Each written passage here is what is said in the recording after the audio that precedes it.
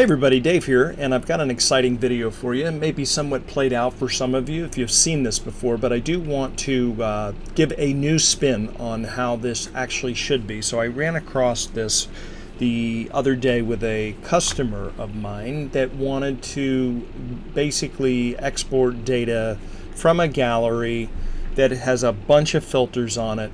And there was a whole bunch of really hard code that was being done. So I want to show you how to use this component in the most easiest and efficient manner, so stay tuned.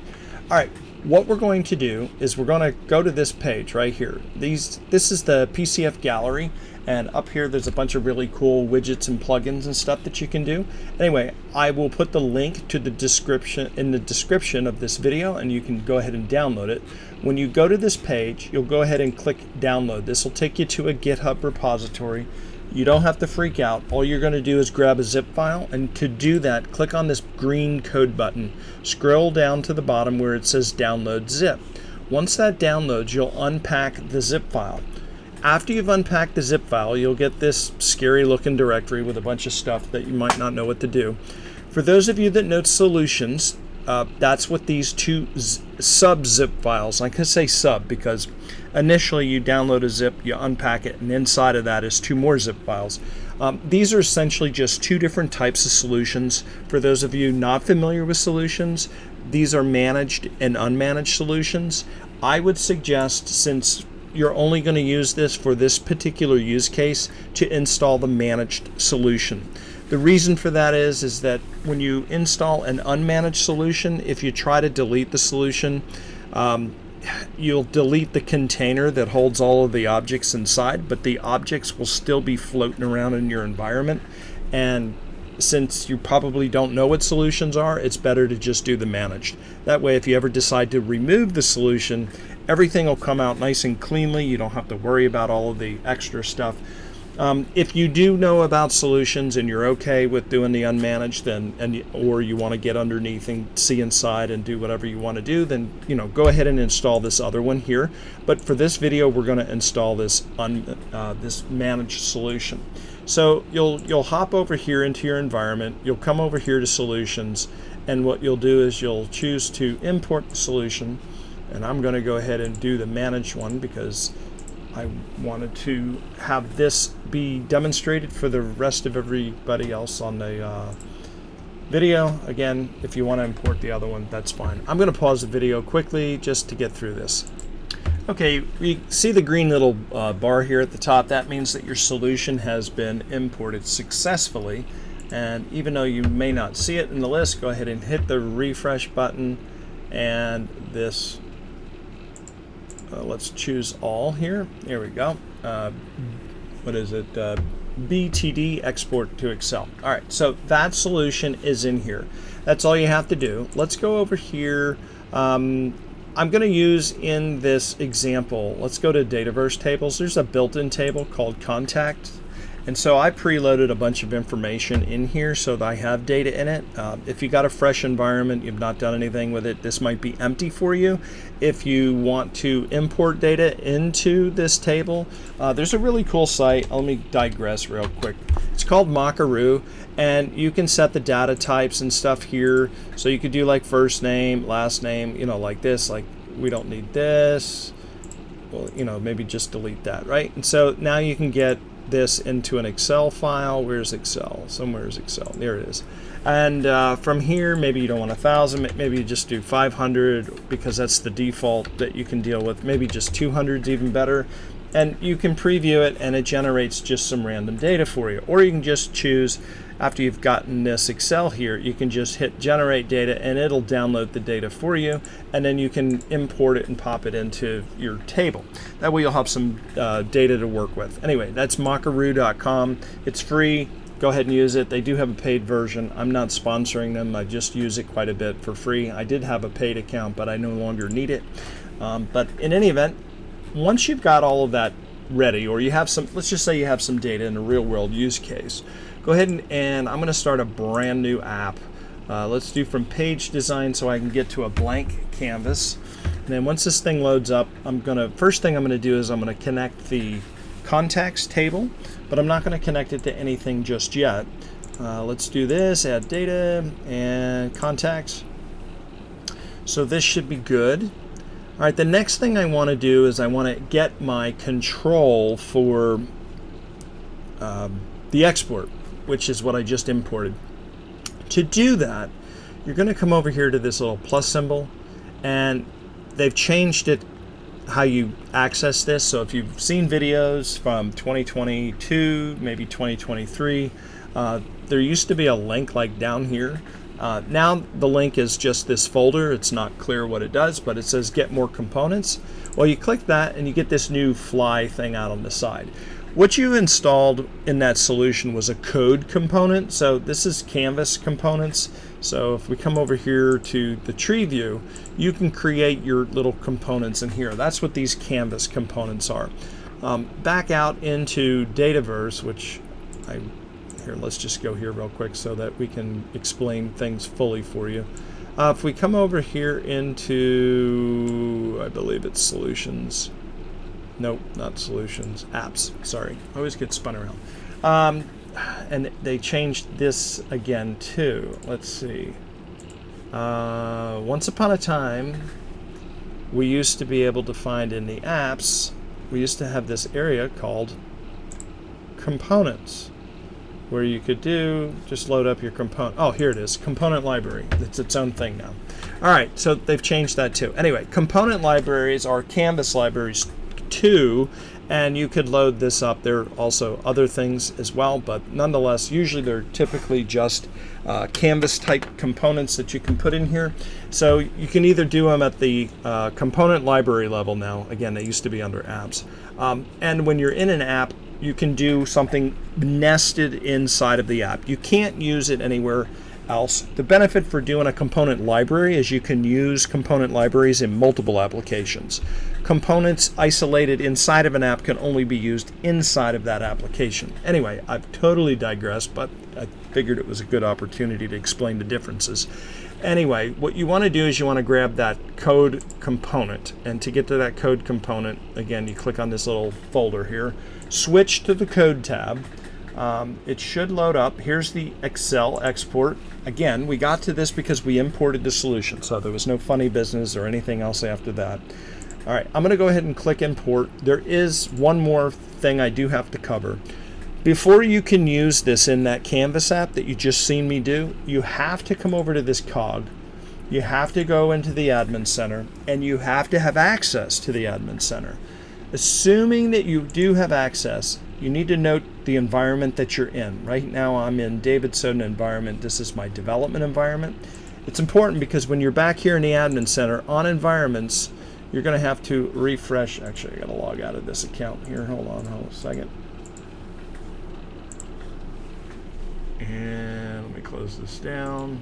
One more time, go back to the admin center, log in with my lab account. And it's important to know what environment you're in so that you can go into or drill into this environment. And then so once you're in here, up here on the toolbar, I guess that's what it's called, go ahead and click on settings. It's up there in the top, and then a twirl open product. Come down here to features, and about halfway down, you want to look for this Power App Component Framework for Canvas Apps. This has to be toggled on. If this isn't on, you're not going to see any of those options that I just showed you. So this has to be on for the environment in which you are working in. If you're doing ALM, meaning development, QA, UAT, prod, whatever, you'll need to make sure for each environment that this thing's turned on or this feature is going to break. All right, enough of that already. So I have now a new section called Code Components because, again, I went over here, I went under Code Component, and I chose this, and I chose Import. And that'll light up this Code Component section. And then I'm just going to click on this Excel thing. Now, this thing does come in kind of wonky. So it's like got this really weird bounding box. So just kind of tighten it up to the best of your ability that you want. I also lower this from 60 to 40. And you can change the color to a hex color if you want. I just to, maybe blue. Anyway, we'll just leave it purple. And from here, you can change the text, do whatever else you want to do. All right, now let's insert a vertical gallery. And from the part of the vertical gallery, what I want to do is also insert a label. This is important because I want to do count rows. And what I want to do is do gallery 1 dot all items. Okay. Currently right now I have 4 items in this gallery. So this is what this is over here for. And there's a reason I did this. The next thing I want to do is I want to set the items. I don't want to just bring in all of the contacts. I want to, well, actually, you know what? That's fine. Let's do this here. So we'll just bring in the contacts, and let's see, rather than do last name, let's do this item dot, let's try first name, and we'll do ampersand and concatenate. So if you're not familiar with what I'm doing, essentially I'm just bringing in the first name. I'm saying this item because we're in a gallery control, and every item in the gallery, or every item within every row in the table, that's what this item refers to. You only have to configure the first row in this gallery, and then everything gets inherited from there down. So it's always referred to this item because it's in the context of this item, then this item, then this item as you go down, down, down.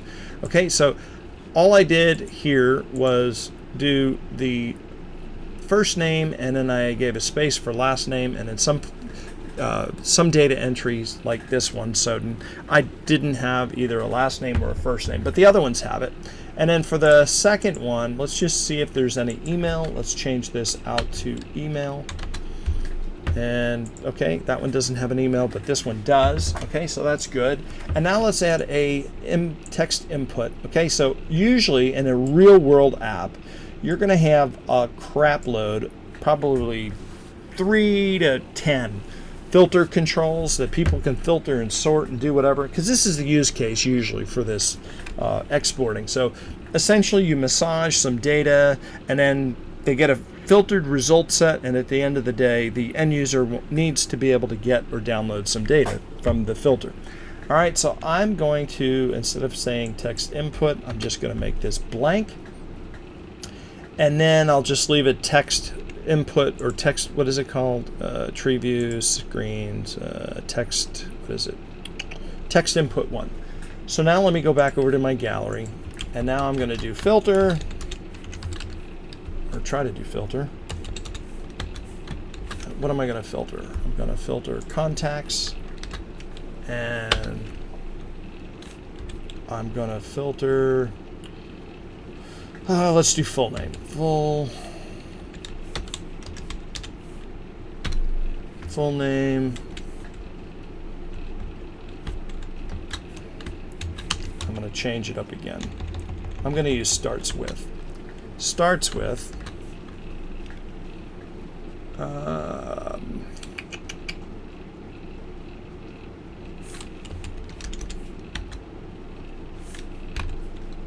And so basically what I'm doing here, the way this function works, starts with, you have to give it kind of what you're targeting, and in this case I'm targeting the full name, and then what I'm doing is I'm saying whatever the user types into the text box, I want to grab data or filter data based on the full name starting with whatever the user types into the table. So I don't know, right now we have 0. So I do SO, right, for Soden, because I knew that was there. Let's just do F, starts with F. So now I have a bunch of them, okay? And I got 8 rows that were returned here. When I did S, I got 6. SO, I had 1. So this is important. The reason I did all of this way is because I wanted to show you that once you filter, you're going to have varying rows that come back out. All right, so now the last final thing that we need to configure is for this button, there is a data to export. So what you can do here, and here's the problem. This is where all of this, all these other videos focused on. A lot of them had you writing all of this crazy code because this entry point right here, you have to provide it JSON.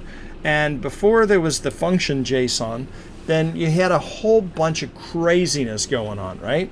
So that means you had to do this really complicated long series of concatenations and substitutes and car 34s and a whole bunch of stuff that's out there. I'm going to show you the really simple way. So just use the JSON function. If you're not familiar, the JSON function takes a table of data, and what it will do is it'll convert it into JSON, which is exactly what we need, because we don't want to type in JSON. We simply just want to use some plain English stuff. So what I'm going to do here is I am going to take and convert the gallery that I have here, because this is the table of data. And more importantly, I'm going to take this as my data source, and I want to do a ShowColumns. Okay, so let's do ShowColumns, and now we have to provide a data source. So then I'm going to paste in the gallery.allItems as my data source. And now what I'm going to do is I'm going to choose the columns that's in the gallery that I want to show up in my export. Okay, and again, the JSON function is taking this table of data and it's going to JSONify, if that's even a word, and it's going to just make it work. And with the filter, I'll be able to essentially just download whatever's there. So let's do the full name, and let's do the first name, and let's do the last name. Okay, let's close up all of the parentheses that we need. Okay, that should do the magic trick. So now let's play this, and let's back this off, and let's do F. Okay, I have 8 columns. Export to Excel. It downloads. Let's open this up, and I have 8 rows. And because I use ShowColumns, I only have 3 columns showing up. If I didn't do the ShowColumns, then I would have got a bunch of extra stuff. Let me show you what that looks like. So let's go in here and let's remove all of that. Instead of ShowColumns, let's remove all of that, and let's just do this. And here's the problem. We've got an error.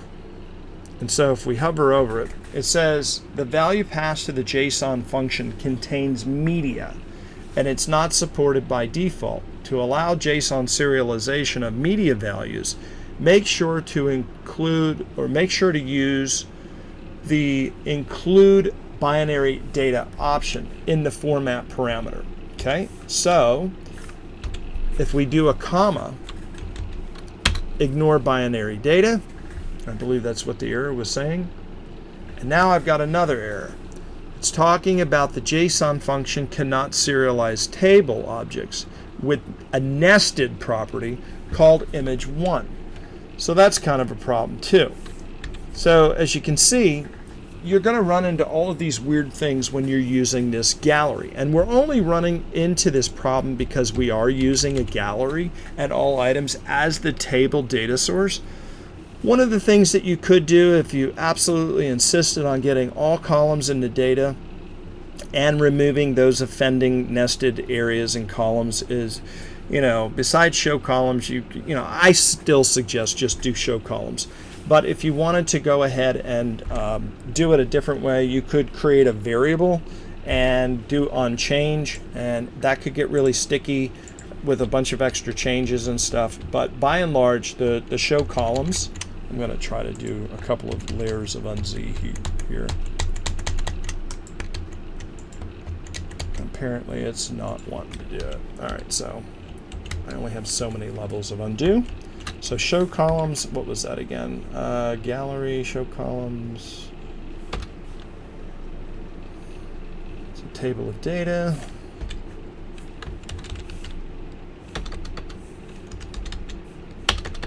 Something's gone off the rails here for sure.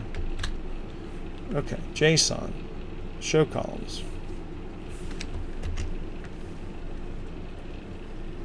Out of this data source. I don't know what's going on here, but clearly I've made a mess.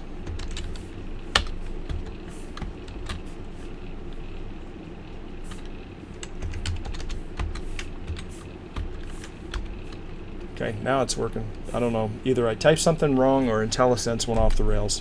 And I definitely rely on my IntelliSense,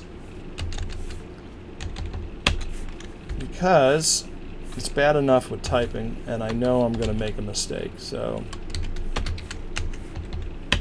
all right, that should get us back to where we had a functioning thing. All right, let's play the gallery again just to show you. Let's do SO.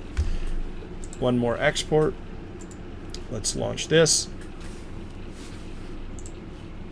And you can see the two variations, okay? So that's the reason for using all galleries. And because of the issue with all galleries and JSON and all of the data that's in, extra data that's kind of unique to a combination of the data set of a Dataverse table in conjunction with the control creating its own specialized version of it, it's pretty essential to use the show columns. But just make sure you use it. That way you're not bringing back columns that you don't need. And typically Dataverse tables contain a bunch of additional heavy lift load data stuff that's anyway. So, you know, if we go over here and pop over into tables just by way of example, and I go and look at the contact table, you'll see that there's like a ridiculous amount of columns. There's like 217 more columns. Like, this is an insane amount of data. Like, you wouldn't want to have this in your download anyway. It would just confuse the end user. So ShowColumns is definitely the best approach for this particular use case for sure. Anyway, this video is long enough. I will leave it here with you guys. I do suggest and hope this was helpful to use the JSON in the export to Excel, because it needs JSON, and the JSON function can be your best friend to help avoid a whole bunch of plethora of additional code.